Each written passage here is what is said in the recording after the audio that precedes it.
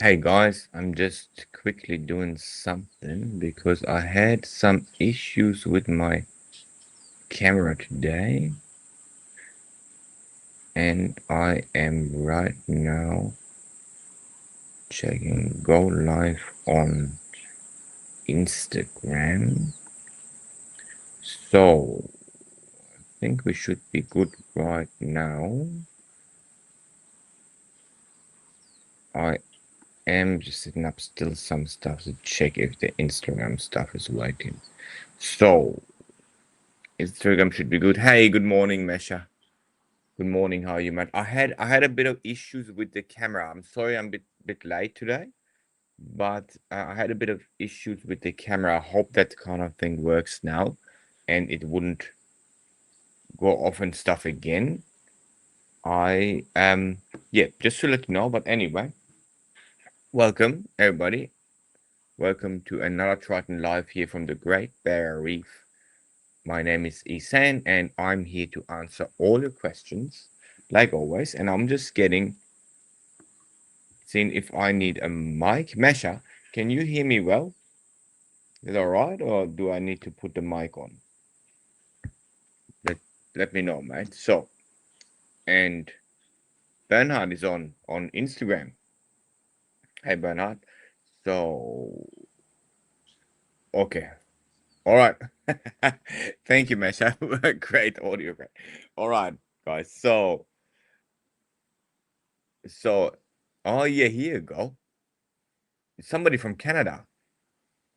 Roden, Roden, hey mate, welcome.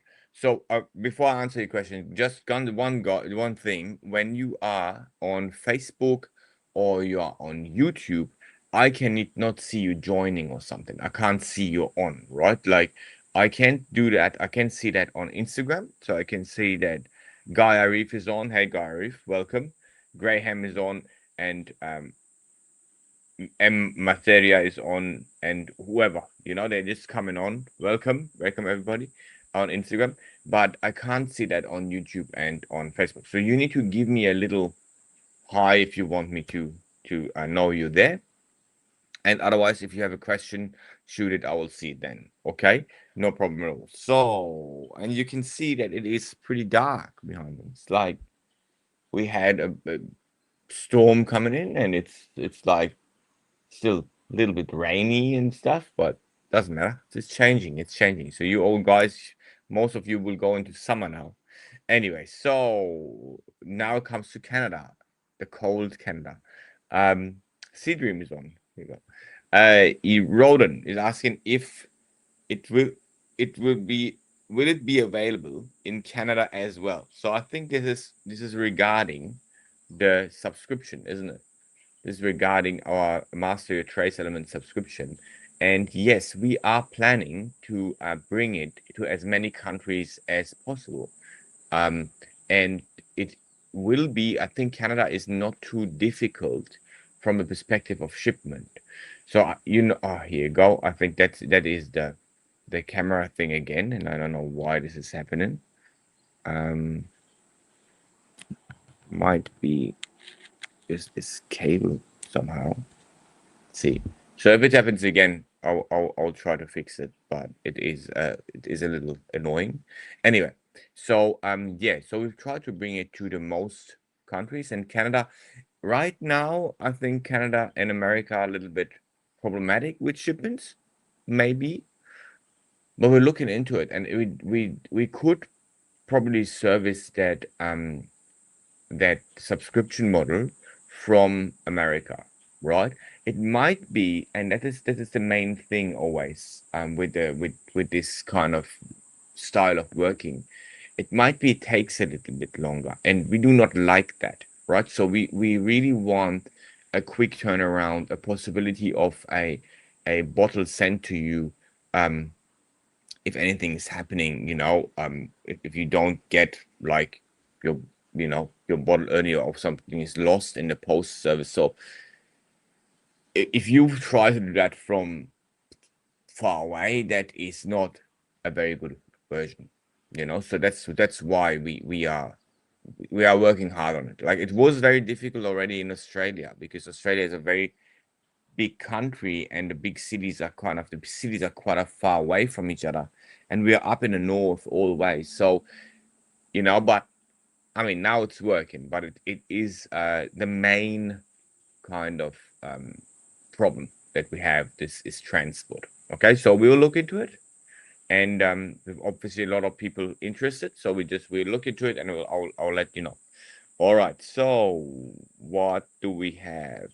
If that was a question, because the Triton is available in Canada, and that will be easy one. Just let me know. Let me know, Ronan, if that was the question. Okay. Um, I just saw one question of you on Facebook, so that is just like. Anyway, so more people joined on Instagram. Way more people. Casey Fish Aquarium. Hey, Matt, and the Sea Dream, and PETA, and no worries, Rod. So what do we have? PETA is asking a question, as you can see that. Mina is on. Hey, Mina. Mina, I booked my flight. Thursday. Thursday. Next week. Okay. So Seafarm Marine Bioculture. That's a cool name. In Brazil. Nice, nice. Welcome. And Chen is in Brazil too. Chen is over there. And Reefsan's from Spain. Hey guys. Great you're here. Great you're here. I'm sorry being a bit late. And I'm sorry the camera keeps kicking out a little bit, but I think it's only the camera. It's I don't think it is anything else. And we can run this a little bit shorter than an hour and something. So it should be okay. But like I said, I'm right now, like I said to Mina, I booked the flight. I'm going on Thursday, and I need to prepare a lot of things to get even a better version of ICP testing going. There's some stuff coming up that is helping even more there. Guys on. Go on, mate. How are you? How are you? And what? Who else? Oh, for God, there's subscription. Okay, let's see. PETA is asking. Core 7. Instructions said to put chemicals in a container and then add water up to 4 liters. Is that the correct way of mixing them? PETA, yes, that is. I mean, there's many correct ways of mixing them, but that is maybe the easiest of the correct ways of doing it, right? So, look, there is an error to this that a lot of you guys would think and it is there. It's definitely there. It's just not problematic. Okay, so let me tell you that I had a chef, right? Like a very good chef, and he said he wanted me to tell him the exact amount of water you go into it. So like, because I don't know, maybe it's because of he's a chef, right? And this is a good way of doing it, but it is more complicated. So if you go and just add the salt and add the water on top to a specific amount, and that's 4 liters, and it might not be exactly 4 liters because you maybe not have it right. But if you do that with all of them the same way, so you fill them up to the same amount of liquid, 4 liters and 1.2 something, maybe you end up, but all of them will be the same. Then you still have the right concentration. So the mistake is not really there. So you add each one equally, you're fine. If you change that all the time, yes, there will be a bit of an error and you need to a little bit adapt to it, but it's not massive. So I am doing that all the time. I am actually just filling up to 4 liters and I'm fine with that. And that is a very, very simple and very good way of doing it with Core 7, and it works brilliantly. And there is no issue. Okay, just to let you know, right? So Schmidt is on too. So I'm just keeping on. I see Mesha is having any questions. And yeah, I think Nina is happy.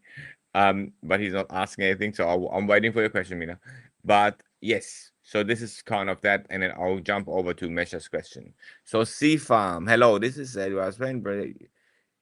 Your content is excellent, and I'm learning a lot from it. Congratulations. Sea farm, marine, bioculture. Thank you. Thank you, man. Where in Brazil are you, Eduardo? Are you close to Sao Paulo? Maybe I can't visit you because planning a trip, planning a trip. So Petty is on. Hey Petty. Panch is on. Alyssa is on. And Canal Reef Tech. Jeffy's on. Who else is on? Jem is on. And okay. Um, do we need to wear a mask when we work with salts? No. I mean, this salts that the salts that we sell, it depends on what salt you're doing. Like the salts in Core 7, they're fine, right? They're all of them are not dangerous, right? Except the calcium chloride, which will hurt your eyes. If you get it in the eyes, it will burn, so it'll hurt. Okay. But it's on the bottle. There's a little sign on the bottle. So on every, like, we are very very aware of that, so we know what we're doing there. But you don't need a mask.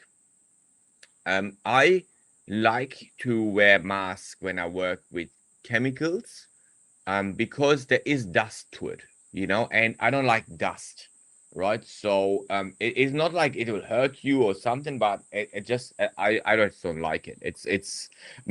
It's also because I learned it that way, you know, because you sometimes work with stuff that you don't know, and that's why I normally, I tend to kind of wear masks in some areas. My mom always wears a mask, so she doesn't like it at all. So, but she's pharmacist, so it's up on you. There is no need for it, but you can obviously wear eye protection, gloves, and a mask. Um, so that is the way we learned it. That's just security, right? If you want to, but people at home do not do that. And people at home work with way more problematic things like acids, for cooking, for example, or like really spicy sauces, for example, right? So you have more danger sometimes to them than to some of the salts, and you should wear eye protection maybe, but it is that gray zone kind of thing. I would I would not. It's not really needed, but I do not like dust in my lungs. So yeah, if you feel that is the case, so just wear a mask. A simple one is enough then for that reason. A dust mask. So what do we have? Which parameters have more influence on cyanobacteria and dinos, total organic carbon or total nitrogen? Which one of them will have more influence? I think both of them will have similar influence, especially cyanobacteria and nitrogen is a definite link. I'm pretty sure there is a very definite link, and cyanobacteria are known to be able to use a lot of forms of nitrogen. Like, I think they can even fix it. Like, there is a fixation process that some of cyanobacteria can do. So you have a lot of types of cyanobacteria, Mesha, and that is the main thing to this question. But I know that nitrogen is one big part of it. Organic carbon is also a massive part of it. And organic carbon in the way is when you have, I wouldn't say a dirty aquarium, but like that is a sign for something in the filtration not working in a good way, and or the addition of something that is not good for your aquarium, right? It's like having a bit of dirt in there, and that is always also a good like area. A lot of things come with this, so that is always a good situation, a good habitat for both of these problems you describe. So yes, if you keep the organic carbon low, and yes, if you keep the organic organic nitrogen or the total nitrogen low, then you have a much better habitat not being invaded by this type of pests, let's say. Okay, so you have them always in your tank, but they don't thrive as long as these parameters are low. And I would say both of them similar because the range of the cyanobacteria, for example, is too wide, to answer that in one specific one. Okay, I would focus though on I would focus a little bit more on the nitrogen side though. Yeah, I would do that. I've seen that being on the cyanobacteria side a little bit more um, effective because the types of cyanobacteria seem to be the ones that like that other cyanobacteria, but it won't be the correct answer for every cyanobacteria. Okay, so David is on. Yes, send ISP Tuesday USA. Can't wait to see how it is. No worries, man. David, where are you at? Like, where are you based again? Like, I saw you. I think I saw you in Orlando. I will see you in Orlando. So, are you kind of east side a bit, David? So let me know. Interesting. Okay, so I'm coming to Cali soon. So, have you thought about doing same of a North American Reef podcast? Oh, doing okay. So, have you thought? Nina is asking about doing same of the North American Reef podcast to help boost awareness if these live streams and help if these live streams and help people understand Triton method better. Uh, okay, a lot of people I talk to about Triton don't actually understand the method. Yes, Mina. Yes, I tried a lot. I think I will this is a good kind of thing, I would go on every I'm trying to get on every reef podcast or whatever, but not sure the wording is a bit I'm not sure if this is the question, but yes, I was on the Canadian one last time. I think I'm it's just not that much there right now. You know what I mean? Like there's the reef some of the reef podcasts also belong to several, like, they're sponsored by some companies, and then some companies do not want, obviously, us to be there because we are their competition. um that's something that is occurring too, but like there is very rarely there is like a free podcast, you know what I mean, like they'll want to be paid or something. So I'm okay with going on any podcast. Um, and I'm doing my live, so you can ask me questions directly. But the main issue is I know what you're talking about is the limitation of information, and I'm trying to really. If you have an idea, come up with it, Matt. I'm good. I'm right away on. So we have no issue with actually sharing this information because I'm very proud of the Triton method. It's still the only method out there, and other other people would need 20 years to catch up. you know this is the reality, and it's just very difficult um to reach the people right now in America, but it will change. I'm pretty sure it will change. So if you have an idea, let me know. So reef Tesla. There you go. Okay, when subscription will be released in Brazil? We're working on it. Also, I saw the second bottle of elements for the subscription. Would it be available? Would there be would there be available a calculator too? Yes. So, yes. So we are working on the calculator right now. There is a problem with the calculator that we do several things different in the lab when we do the subscription bottle for you, right? So there need to be possibly an additional product coming, and we're kind of tweaking it a little bit. Reef Tesla. So there might be an additional product for this mixing calculator. because you might need to put something in to stabilize some of these elements or work a little bit different, right? But this is what I'm working on right now. It will easy for us to do it in the lab. That's why the subscription is so good for us to work with, and so like so much the next generation of how you should run your tank, right? But um that is it is a yeah, it is, to be honest, like a thing. When you do it at home, you need to be aware of that they could be like little problems with it, and I don't want to have any experiments on your side. So it should be a straightforward way to work, and that's what we try to program right now, and it will be released. It's very similar, but it will be released a bit more like in future, because we need to make sure that you can get that right. Okay, so and everybody can get it right if they use it. And the subscription in Brazil, like I said, we are working on it right now. There's a lot of changes in Brazil going on that we need to kind of make, which is good. It's good for our customers.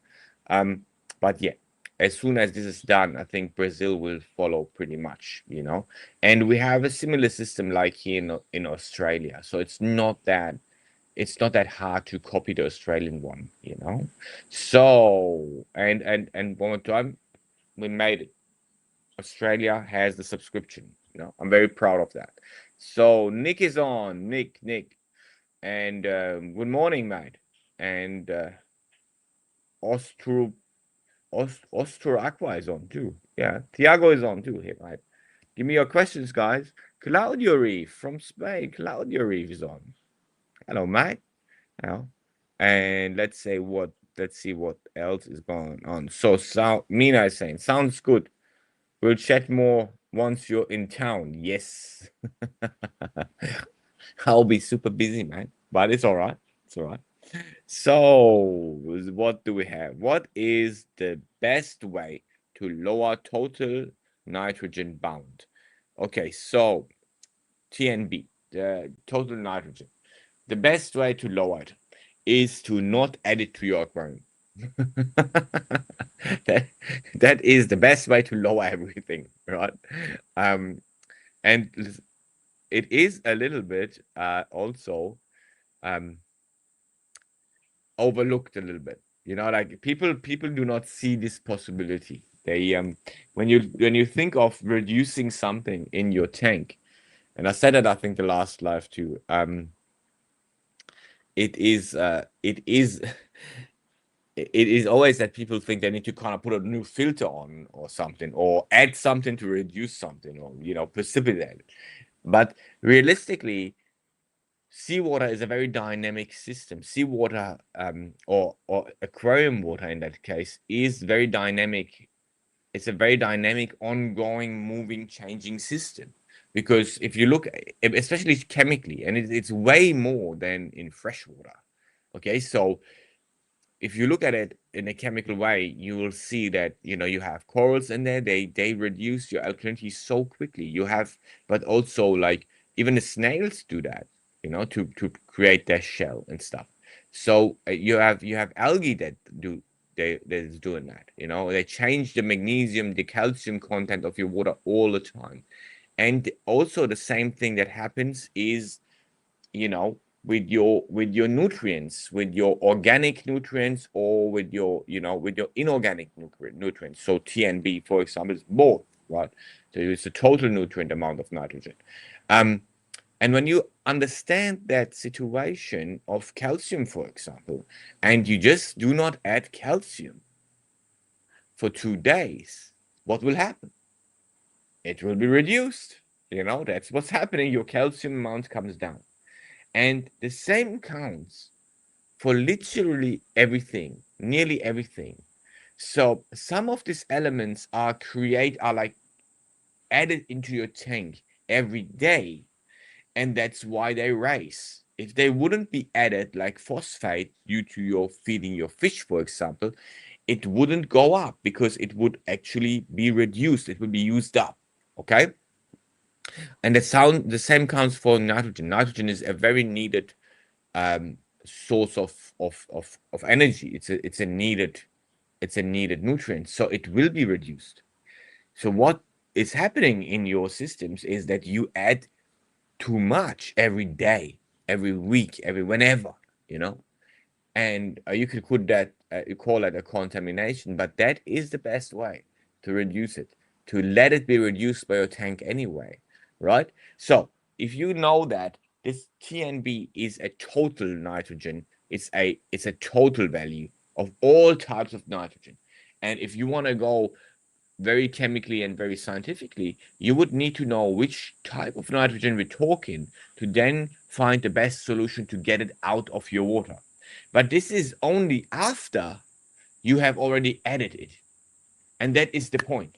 You know what I mean? So, best way to reduce with nearly everything is not putting in, um, and afterwards you need to be detailed and cut it out. So you just find a solution to get it out, right? But yes, it mostly it is something that has to do with feeding algae, too much algae, too much. So reduce feeding, do that, and it will come down on its own very much, you know. And or my, you know, amino acid stuff like that. Just reduce that or stop it, and you will see it will come down. That's the best way, in my opinion. Okay, so guys, I see some questions um on Instagram. I'm just jumping over, and I see your question too, Mina. No problem. So I've used another brand's 4-part along with Triton for ICP correctional dosing. Ashamed to say, lol, but I will swap over to full Triton. So question is, do I use other methods as I have no sump? Yes, Scar, you do. You do. Use the reef supplements. We made them for this reason, and then you should be absolutely going fine. Okay, and as soon as you get a refugium, which I would strongly recommend if that's somehow possible, um, switch over to the other one. That's the way it works. Okay, so for now you should be absolutely fine going with that stuff. Okay, so Thomas Coral Farm is on, and Zarza Bueno joined. Here you go. Okay, Nick is having a question. I have a Cade S3 1500 set up and running now, all seeded and refuge from old reef tank now in Cade. Yep. Okay, with a natural seawater case is usually 7. What Triton should now start dosing before I do? I say, okay, usually 7. What Triton should I now start dosing before I do ICP with you in a few weeks? Yes, so you have a refuge from the old. Yep, you run the base elements, mate. That's the only. As soon as you have a refugium, run the base elements. Okay, so that's the only difference. So we had so they literally. I'll tell you the difference right now, and then you know it. Core 7 comes in 2 versions, and the only difference between them is that in one of them it comes with infusion. That's a product that you also can buy off the shelf from us. We sell it. And infusion is the mixture of elements that are going in for your macroalgae. Okay, so and also this got copied years ago in America somehow. I think they just came out with Cheeto something, you know. So, but we have that since like 20. It's 20 years old now, like as old as the Triton method. So that is the point where we make a differentiation, because you might not need or want too much macroalgae boost in a system that doesn't have a refugium, right? So because then they will grow in the display tank.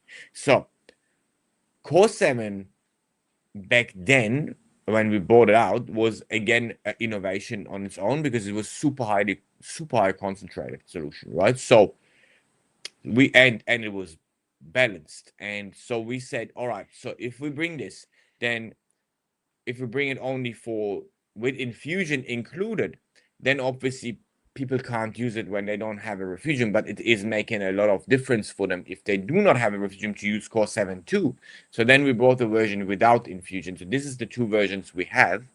And we do not bring just that reef supplements. We could go reef supplements and add infusion, but then you need to buy another bottle, so which makes it more expensive for the people running Triton method, which we didn't want to. So we have created these two versions. Okay, so when you have a refugium, run the Triton method, run the base element version, and if not, you run the reef supplements. They have a color code. The one is orange, which is the base elements. The other color code is green. That is the reef supplements. So for you, Nick, it is the base elements, the orange one. Okay? No worries, mate. So, guys, and I'm moving house, so plan a much bigger system with some and the good old subscription. I really hope I'm ready for it. Comes here too. Yeah, mate. You changing your.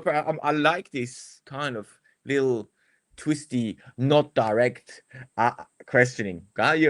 You're brilliant, mate. Oh, we definitely need to go have a beer outside. I love it, mate. Yeah, mate. No, it is. It's all right. You use it for now. So you using the other one. Use the reef supplements for now, guy, and it will work. And then you will add that on top. And they're asking already, mate. They're asking already. So it shouldn't be too far away. Okay. So Nixon are interesting, fabulous. That's all good, mate. So, oh, now here you go. There's a lot of people asking questions on the other side. So I'll just switch over because nobody's asking on Instagram right now. If I have forgotten anything, just repost your question. If I will scan through and I will do that. But if I have forgotten any questions, just let me know. And also, if I'm getting your question a little bit wrong, ask me one more time or redefine it, because sometimes I try to read the questions, but it's written words, so sometimes I misunderstand some questions and I go the another way. But these questions are for you, so it's made you so you get a better understanding of what you need to do in your aquarium to get more successful, right? Or out of curiosity, you can ask me everything, but yeah, if it's not going that way, you let me know and I will restart. Okay, just to let you know. I'll go one more time for your questions. So, okay, so any benefit okay. Any benefits of ICPOS in freshwater tanks? Yes, Mina, same benefits and more visibility. There's a lot of people asking us right now, especially Brazil is a very freshwater knowledge country. That is the case because obviously a lot of the freshwater fish kept are from the Amazon. And we're working, since we have the lab there, we're working hard on it. So it is something that is coming in a real way again, like not just drop it and say, hey, we do it freshwater, in a way that makes sense. Let's say that. And yes, it is very close, and it is making sense. In a way, for if you have a seawater tank, it makes sense from time to time, if you doubt it, to check your fresh water, your osmosis water. But I would say this is just once a year, because whatever happens there, you will actually see it in your main tank. So if you do an ICP of your main tank, you will also see problems with your fresh water, you know. Um, so it is not like you need to do it all the time at all. You always go from the you want your main tank to be all right. So this is what you test and this is what you fix. So you're not doing a test of your food just because your fish food is going into this tank. You test your tank and see, oh, maybe I have too many nutrients. Then you go back and say, well, nutrients coming from my fish food. That you don't need to test your fish food for that. You know what I mean? And I need to say that in the cases of seawater, this also leads to a lot of panic. So in the future, in the past, we had a Swiss customer, and he sent it in. He was sending in his fresh water first. That's years ago. That's like maybe 15 years ago, and or 10, 12, I don't know, like a really long time ago. And he sent his fresh water in, and there was a lot of copper in his fresh water, right? And he went absolutely nuts. He went like, oh no, my God, I need to move all my corals from this tank to my shop because they were all died. He went absolutely mad. And then I calmed him down and said, like, listen, send your your water, send your tank water to me, because that is what is literally around your core, not your fresh water, right? And then he did that, and there was nearly no copper in there, maybe one. It was not dangerous at all. So, you know, the reality is that his tank somehow coped with that copper, which maybe wasn't that much because it was just a little bit of fresh water going in there maybe every day. Um, and the measurement was maybe higher because it's fresh water, and that was like that's not the right way to do it. The right way to do it is test your salt water first. Okay, so for anybody that hear this, um, and has a saltwater tank, freshwater tanks with ICP much better still than without an ICP. So just to let you know. All right, so guys, having something. I'm coming, mate. Let's see what this guy's still asking. Okay, I really enjoy you talking about organic chemistry. Very informative, Ehsan. Thank you, mate. Yeah, I put quite a bit of time into getting this information.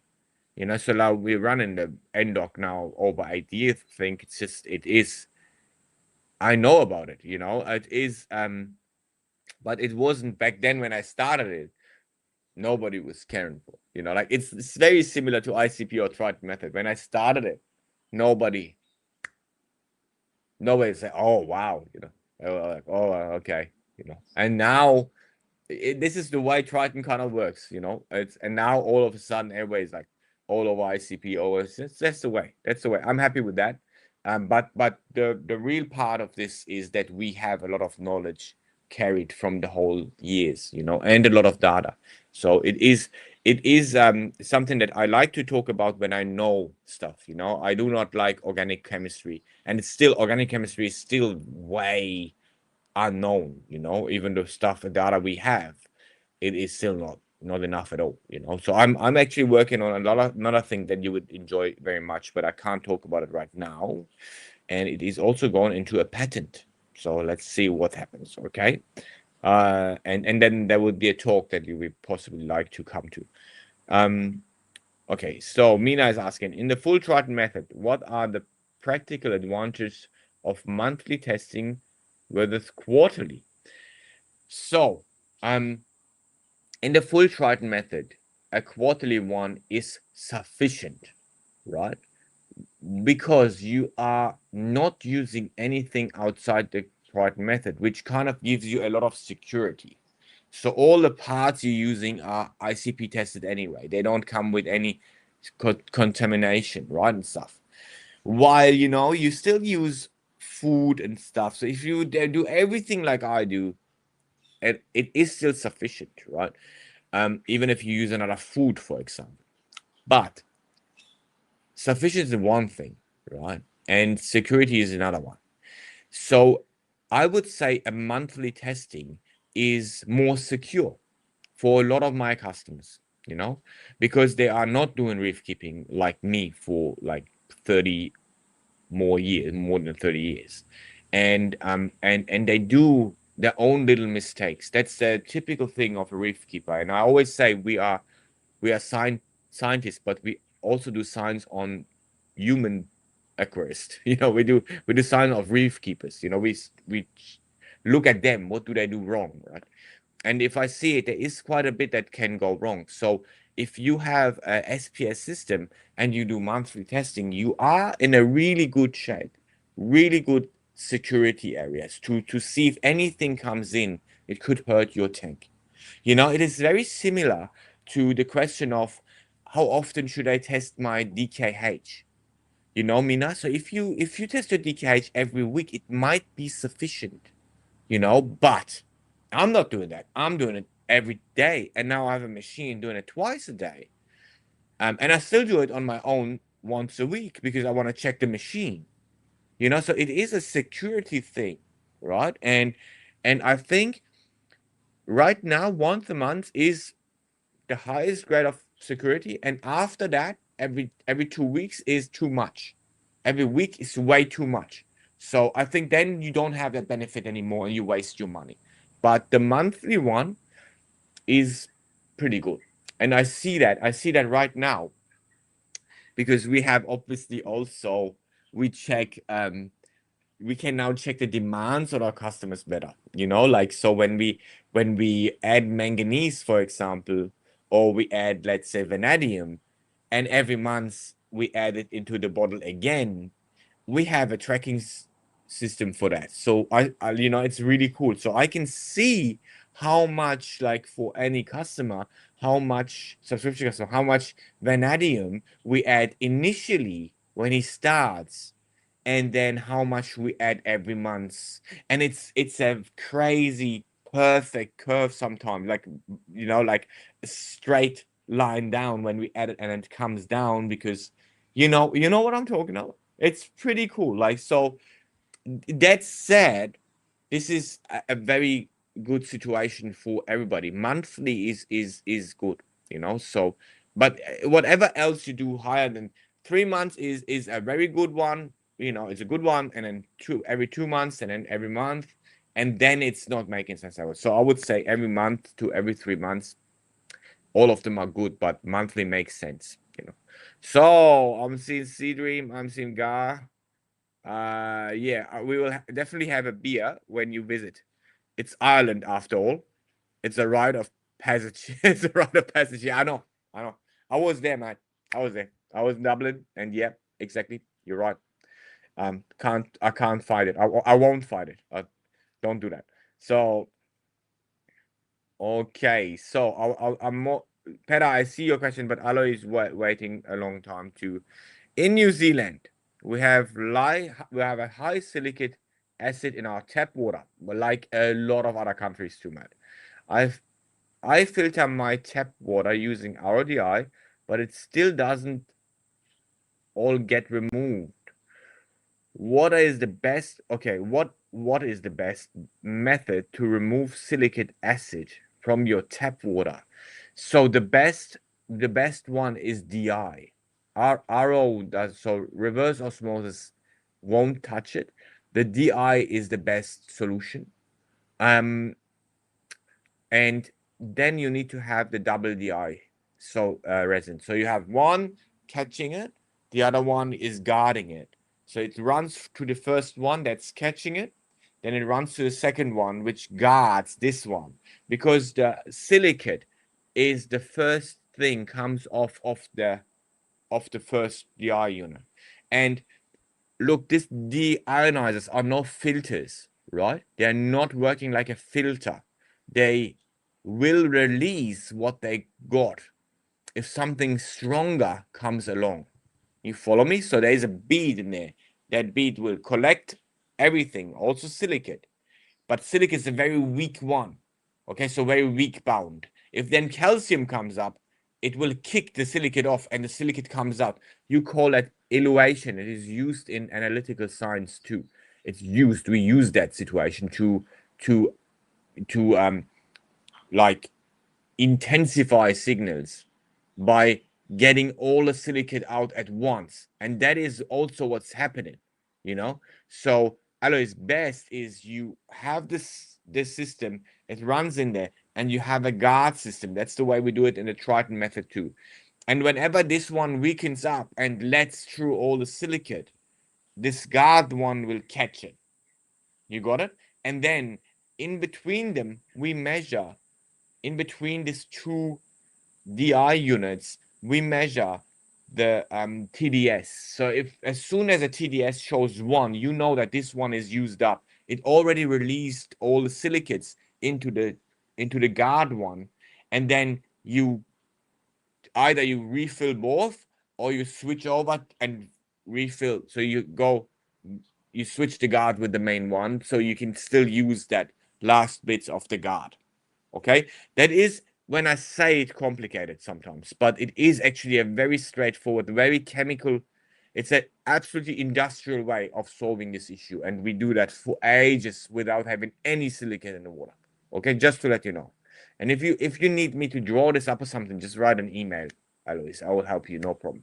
And we have drawings and stuff of that. Okay, so it's just sometimes a little bit. I realize this is kind of a hard one to explain somehow.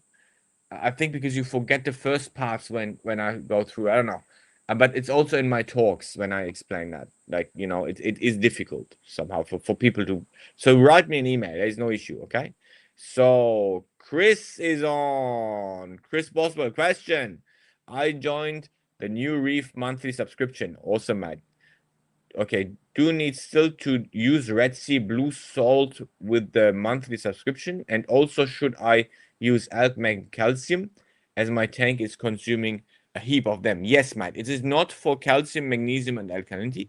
We literally, that's not a way it works. It is for all the rest of the trace elements. So fluoride, bromide, boron. So you don't need to think about them anymore. But yes, you definitely need to have a calcium reactor, or you need to have Barling or Core 7, whatever you have there, Chris, you need to still keep going on. You just get rid of all the little bottles, you know, like there's no need for that anymore. And they come monthly made for your tank, so you get the best result out of them.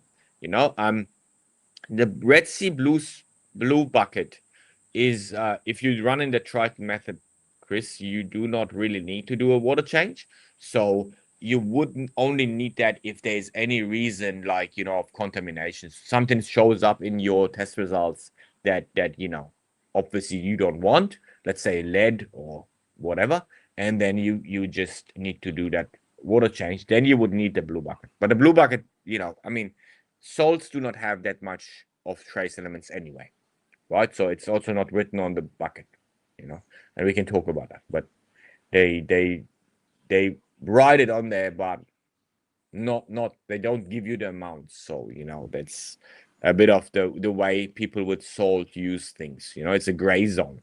So they tell you there's trace elements in there, but as long as they don't tell you how much, they're not saying like in seawater, you know, or they're not saying there's trace elements, this amount of trace elements in there. They just say it's in there, right? And that's not wrong, because trace elements are everywhere. So, you know, it's just not bringing you anything, just to let you know. So yeah, the blue bucket is the blue bucket. It's not making sense in that question. But calcium, magnesium, and alkalinity, that's something you care for, and it changes, obviously. It's very different, and you do that, and all the rest we care for. Okay. So on the subscription, on the mastery or trace element subscription, right? So what do we have? Yep. Okay. What do you think of stray voltage? Do you use grounding tool in your tanks? No, I don't. I don't. I don't have that. I don't have any problems with that, Peta, but I can look into it. But I never had any issue with that. If you have it, let me know. You know, I like to learn what you guys do, if that is the thing. But no, I do not. I never had that issue. So hi Ehsan, the boy known as Fish. Here you go. How do you fix bubble algae outbreaks in Triton tank? I'm in Australia, so I can't access emerald crabs. Yes, same problem, bro. Same problem. I know Contino make a chemical treatment, but I think it will be harmful for Cheeto. Yet it will be. So yes, so um there is ways around it. So I have seen, it's depending on the size of your tank too. I've seen fish eating them too, you know. So I know a guy, Tanner Hoff, that actually fed it to to his deep water, um uh, yeah, a butterfly fish, right? So you don't do butterfly fish, please don't, because that's a dangerous thing to do. But it they eat it too, you know. So there is nasos eating them, and you could try a smaller naso, not the nice ones, you know, maybe not too nice ones. The same counts for rabbit fish. Like there's a lot of rabbit fish people do not really look at, because they're not ornamental enough. Can you kind of, you know what I'm talking about? Like there's some rabbit fish, they just look like fish, you know, like they don't look like anything. And the fox face is awesome, because the fox face look like a, you know, cool reef fish. But there's obviously a lot of other fish that even they don't even catch them, like they don't even collect them, you know, because people do not buy them that often. But this fish, they eat them, you know, they eat things like that. So sometimes they're really good, you know. And I would try that. The boy, you also can send me an email. I'll try, because I'm in the same situation where I cannot have emerald crabs and stuff, and I'm actually looking right now and to find some crabs that might be working for us. You know, like there's obviously we have crabs here too, mate. You know, but people do not know, so they do not collect them or something. So I'm working on it right now, but I would say try to maybe have and send me an email, and I'll try to give you a list of fish, and then I'll try to even get maybe, Cairns Marine to yeah, to catch them somehow, um and try to get them into the market, because they will make a lot of sense. I know it doesn't help you right away, mate, but I'm on the same issue here, and maybe somebody sees that and next time comes on and helps us, so that will be a good thing. So Tim, my Tim is on. Tim, how are you, mate? How's the chameleons doing? So can't wait to get started again now, designing my new system and looking forward to get going with a Triton again. Yes, Ragnar, and then come to Magna. No, Magna is gone, mate. We're for Palooza now. Tim, we're for Palooza. Okay, I can't wait to see you again, mate. That would be great. That would be great. And you're always welcome here. I really like to have you here. So, okay, so I don't see anything on Instagram. Oh no, Instagram is going crazy. Wow. Okay. Okay, serious. I said that. Wow, wow, wow. Triton is the best. Why? What do we done? What have we done? All right. Okay. Thank you, Sea Dreams. Thank you. So, okay. When should I use activated carbon on my system? Now I am not using it regularly. Should I? Yeah. We use it in the Triton method. We use it all the time, permanently. So I don't see any problem with activated carbon. Pascua Reef, just tell me, do you run Triton? If you run Triton, definitely use it all the time. And we account for that, like that's the part of the Triton method. Um, if not, I would still use it. Like, it's a really good thing. Like, it's very, very good for your tank, to be honest. In my opinion, you should all run it. So reefing by design is on. Here you go. Hey. Not seen you for a while, mate. So let's see. I'm just jumping over. I see you, Schmidt. Hey, mate. With tanks over 1,500 liters, is there a kit for them in the trace subscription? Yes, it should be, bro. It is, Schmidt. It is. There is we go up to, I think, nearly 6,000 liters. So there's yeah, there's steps, and it gets cheaper. When you go bigger, the subscription gets cheaper, right? Because it's for big aquariums. This is the way to go, because you know the we kind of we just still this is the same work. It's the same amount of work in the testing, and the same amount of work into mixing. So you understand that, like, it doesn't matter if the guys in the lab mix like a liter or 250 milliliters. For sure, it's more expensive from the product, but work-wise, it's the same. So as bigger you go, as cheaper it gets. So as bigger your tank is, making more sense. I'll tell you that. Making If you calculate it, on 1,500 liters, you will be amazed. You will be amazed how affordable that is. In regards to how much product you would need to buy in any other way, even Triton. So yeah, 2,200 liters. How much? Same like my tank. No issue. Just go for it. Where are you based? America or Australia? So Schmidt, that's you answer that, and I'll keep going here. So hi, Ehsan. Is high cobalt dangerous to corals? Yes, it is, David. It is. David Turner. It is. It is because there is a lot of things that can happen with cobalt, and I've seen I've seen bad effects of it. It is also a sign for something is gone wrong somehow. You know, so there is several elements that I always tell Julian to look for when he's talking to people that show that there is an unconscious way things get into your tank. Okay, I'm not saying that's kind of dirty working or something. That will Julian say, but you know what I mean.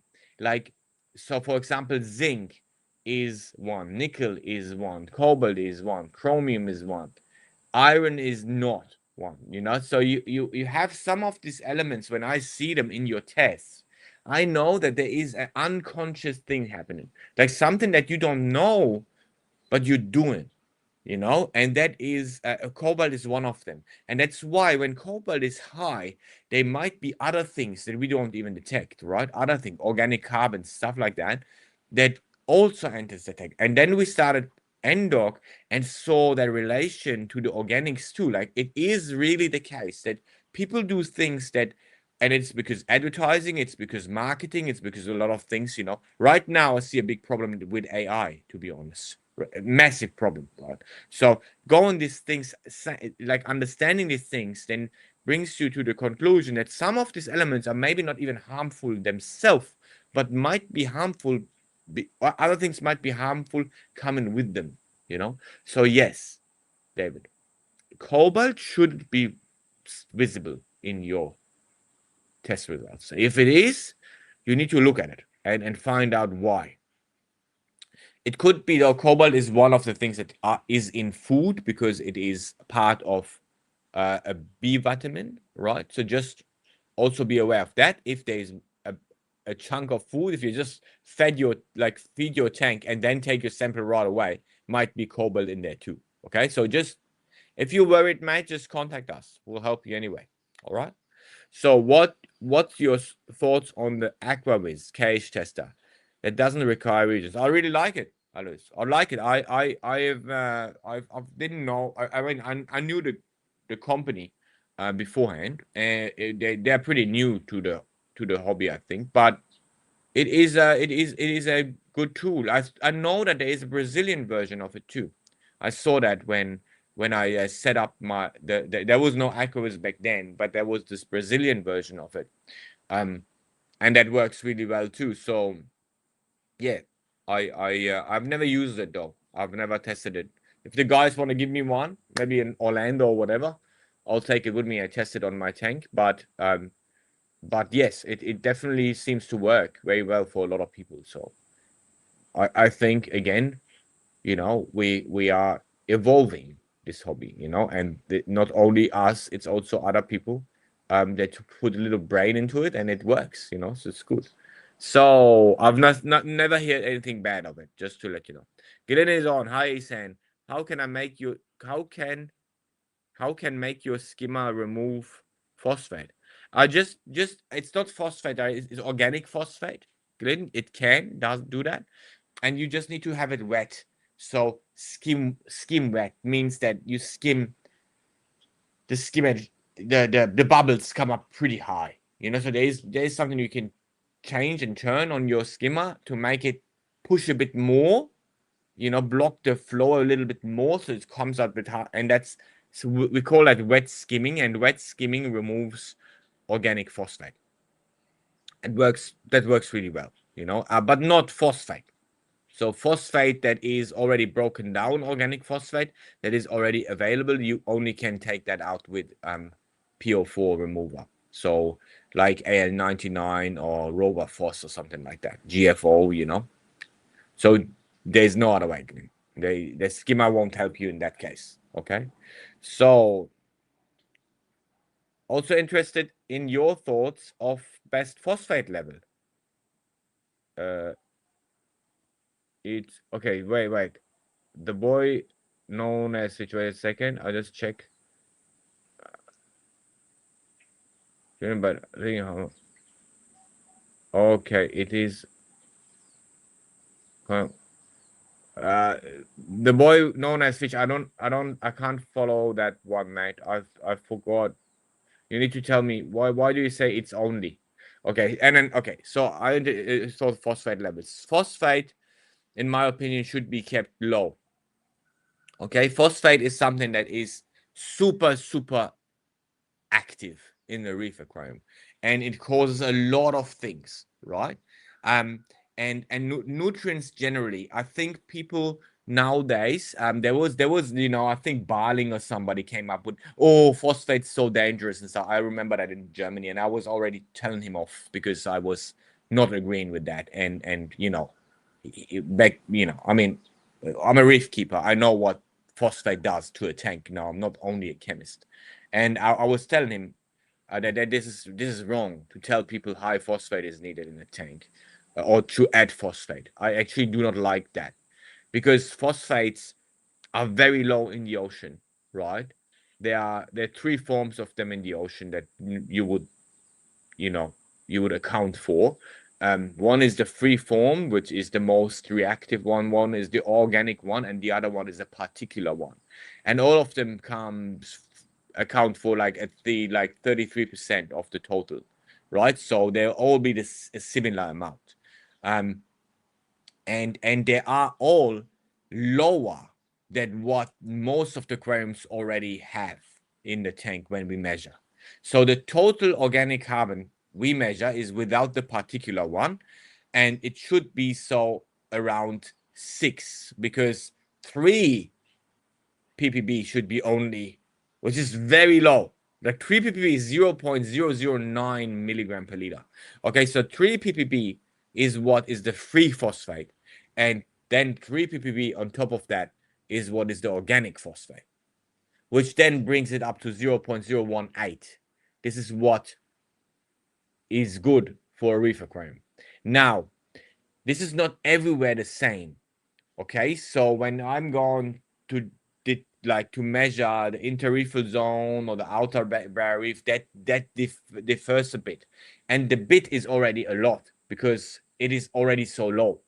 But that doesn't mean that it's gone to 2 or 3 ppb or something like ppm, right? So it is still low. So everything between 0.018 that everybody nearly has in his tank, like I'll tell you that, like if you feed your tank, you have it, up to 0.07 milligram, that's milligram per liter, right, is a good zone. Okay, and the higher end 0.07 is good zone for softies, for maybe some of the LPS. The lower zone is much better for SPS, nearly all SPS, right? For a lot of LPS too. You need to feed the LPS though, but that's another thing. But the phosphate itself causes an issue, which is a passive issue to your coral. So it is not a direct problem, right? So the coral will like to have a little bit more phosphate. They like to have a little bit of nitrate. And there's no issue with that for the coral. But the problem is the habitat. What happens is things start growing that won't grow if the phosphate wouldn't be there. They would get inhibited. They would get eaten. They would get, they would have not a nice life. But as soon as you have higher phosphate, these things start having a nice life in your tank. And you might not even see them, but they will attack your coral. They will passively pressure the life of your coral, and that will cause you to be unsuccessful with your coral. Not the high phosphates, then it's the chain that follows the high phosphate. And that is why I'm not liking phosphate in closed systems, right? Because first, you do not have everything in this tank that could maybe even help you in the ocean, but even the ocean doesn't like it.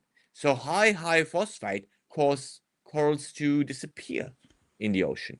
High silicate the same, so just be careful with it. That's my thought on phosphate. Okay, just to let you know. So I keep mine on 0.018, 0.012, and I have beautiful corals, and I love it, and everything is happy. It's very natural. Okay, so okay, let's have a look at Instagram. I see you, Alois. All good, and I will come back to the boy with no problem. I'll come in there. So and oh my god, now I wanted to keep this short, but my camera is doing a good thing. Okay. Okay. So now Schmidt, hey mate. Uh, with tanks. Oh yeah, that's a good. That okay. So reefing buds are Ehsan in a reef store SPS Coral Bay.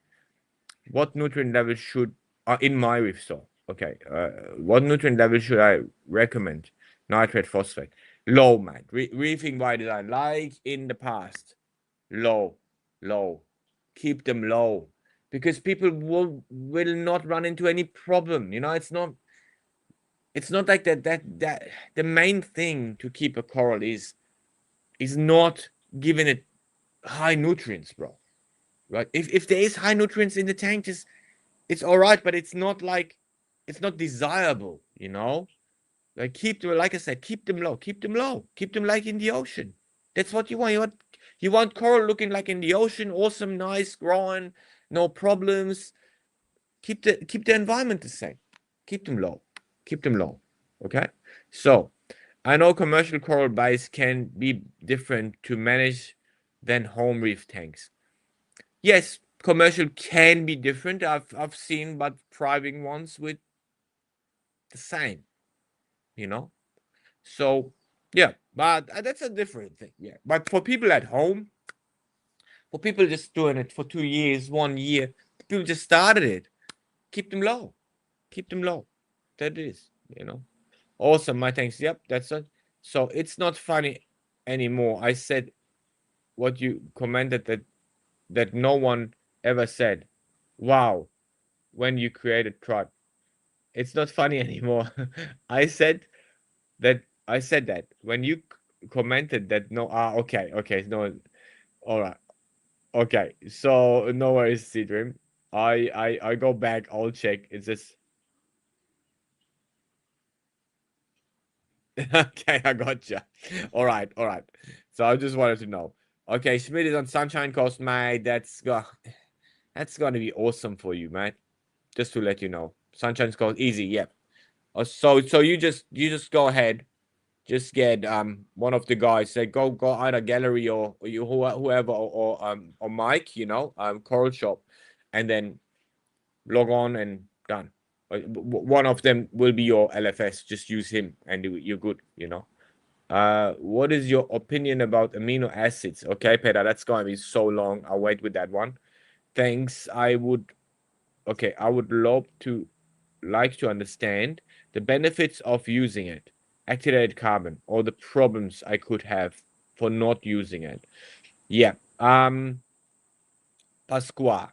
So activated carbon takes a lot of toxins away from your tank. Mainly, that's a very good thing to have, because when you mix up coral in your tank, they are very often not like in the ocean. So you kind of put whatever in there, right?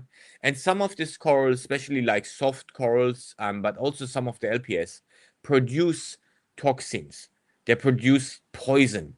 For example, also a lot of sponges do that, right? So in the reef, there's a lot of fighting going on. It's looking beautiful and peaceful, but it is a lot of fighting going on. They all hate each other, and you see that when they touch each other, then they eat each other or kill each other, the corals. But also there's other forms of fighting. Montipora, for example, fights by growth. They grow over other coral, take the light away. So I've seen that, and sometimes then obviously there's nothing in there. Like it's really crazy. I've seen so many things down there. It's awesome. And then there is obviously the toxin, the poison. This way of fighting is very very usual too in the reef, and that's also happening in your tank. And it's good to have something that would take that away. Also, algae and stuff do that stuff. So I would always have that in my tank. Organic carbon is taken away from it, from activated carbon, and also you have more light. So what happens with the activated carbon is it takes away a yellowing agent that is in your like water. It takes away that yellow color, and they say bucket test and stuff, but it is a crystal clear kind of situation in your water, that means more light is transmitted to your coral, and it is really happening. So that is also a benefit of it, you know, and it's not as harmful as something like ozone, which would just do the same thing. So just to let you know, there is a lot of benefits. I do not see any downsides. It takes some trace elements, but a lot of things take trace elements. So that is a very good thing to have, you know, especially when you run in a Triton method. Like I say, we account for it. So there is the trace elements that would be taken up, already thought of in the solution you add. Okay, that's the way it works. So you don't need to do that on your own. And Luis is on. Luis. Luis, can you send horchata over to California?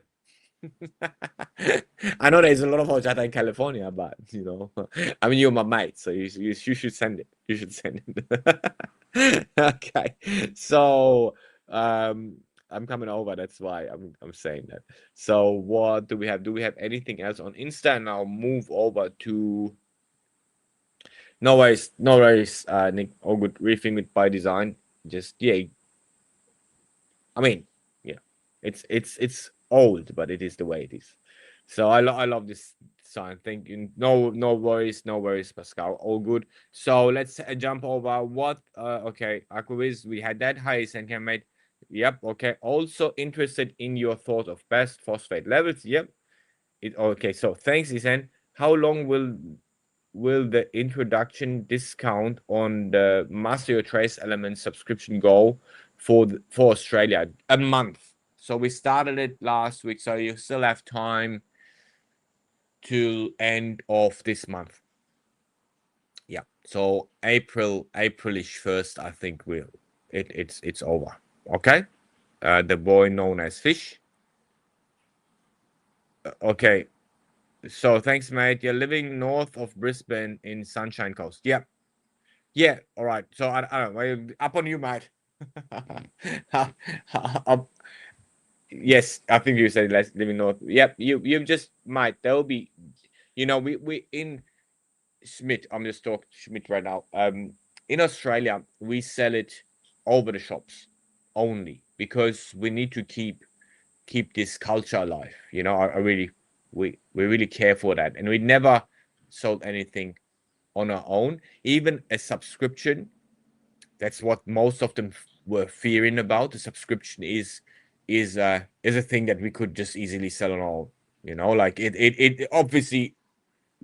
I don't know if there's any other subscription not sold, you know, like that, but we don't do that, and we don't do that. And we stick to our retailers. We stick to our friends, to be honest, because in Australia they carry a lot of weight and help you guys a lot, and that's an important thing to have, you know. And this is what we did all over the world for a long time, you know. Only where it is not working, where it is degrading, not because of us, because of like a lot of other things, we needed to do a step to sell on our own, but we still sell over the retail shops and do too, right? So right now here in Australia, I think we still have a good situation, and we still can do it, and we do it, you know, and we did it all the time since I'm here anyway. So I think, yeah, like I say, you can't buy it from me, so you need to go to your favorite shop and get it done there. And if you need a list of shops or whatever, you just send us an email, man. No problem at all. Okay. So every service is taken by us. We do everything. We talk to you, we help you through all the, you know, we have all this data that I've talked about before with knowing exactly what you're actually adding into your tank. That's just great, right? So we can do the best service for you in that situation. And we will do that. So you have Julian that will communicate with you and have all your data all the time, which is like never been there before. If you look at America, how crazy this support situation is, just like we know everything of your tank. It is so easy to make you successful in that case, you know. We do that, you know. But again, like also when you go and buy coral and stuff, you buy it in a shop, so you also support that shop in somehow, and that's a good thing, you know. So just to let you know. Okay. How can I remove cobalt? I knew you would talk about that, David. Actually, it pretty much goes away on its own, David. If it's way too high, if it's like over 1, 2, 3, then I would start doing a water change. That is the best way to remove it then. And because it's a rare element to be in, in salt. And also you can do a seawater change, natural seawater. That is a very good solution to a lot of things regarding contamination with very rare elements. Okay, so natural seawater if you have it. If not, just blue bucket, Red Sea, or you know, comparable good salt, and you should be fine. Okay. Depending on where you are, we have recommendations for salt too. So, Alois, I'm currently dosing calcium and KH alkalinity. I haven't been dosing mag as my levels are always around 1,400. Should I still be dosing magnesium to keep the dosing balance? Nah, there is not a real balance between magnesium and calcium. So you see that often in the morning, in the beginning of a tank, where the coralline algae starts growing, and and then they take a lot of magnesium, but they leave the calcium, so your calcium goes up.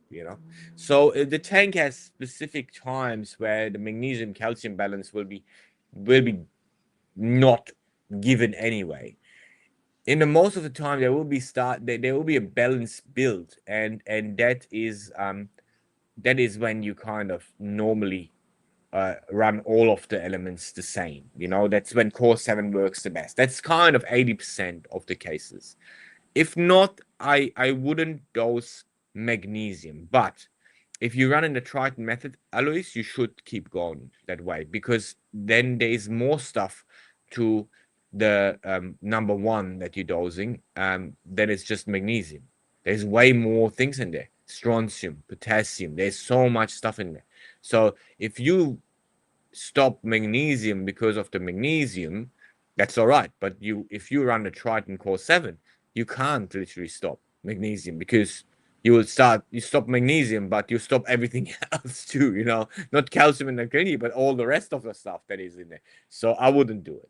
I would just keep going. High magnesium is not a big problem at all. Okay, just keep going. You can reduce it a little bit if you want. You can go lower a little bit, like 20%, 25%. That still should work. And then you just communicate with us. Okay? And we should be okay. So I don't see a big issue there. Okay, Luis? So let's have a look. We are now 1 hour and 23 minutes. My God, it's always getting longer, but we also have always more people on. I'm very thankful for that. That's awesome. So David, David David Alvarez, I think. Mate, you just joined, but I think I'm going to wrap up now. If you guys have any other question, push it out now. I'll take one more question, especially you, David Alvarez, because you just joined. I see that. And then another guy joined, Ribeiro, mate. I'm running 1.5 hours live right now, 1 hour and 23 minutes.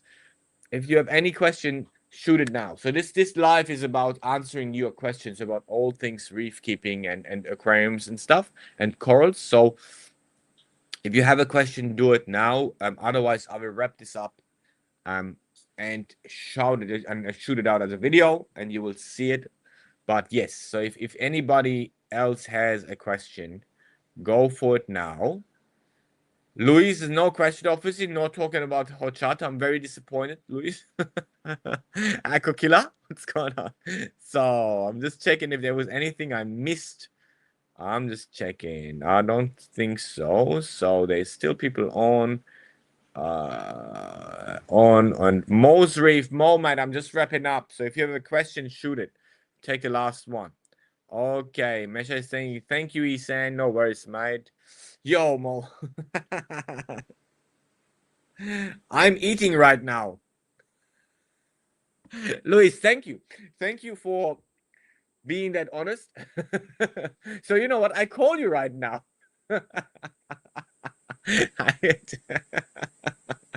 I love it, man. I love it. All right, no worries. You keep eating, mate. Keep eating. I'm just joking. It's all right. Just make sure you ship that 4 liters of horchata over to our lab in Los Angeles. Okay. All right, guys. No worries, Mo. No worries. All good. All good. I'm here anyway. I'll possibly start more lives too. It's quite late, you know, in in uh in the UK and stuff. So it's all good. It's all good. All right, boys. Yeah, Luis is laughing, which is really good because then he can't eat, and and I'm not saying don't take it wrong way, man. I just don't, I just wanna interfere with your food. All right, so Luis, mate, and yes, and I will be next week. I will be doing a live from America. I'll be in America. Okay, so I'll be in the lab in America. I think I'll do it from there. And yes, I hope you all join. I could answer all your questions. And thank you for your questions and thank you for joining. I'll see you in the next live or in the next video. Take care, guys. Have a good one.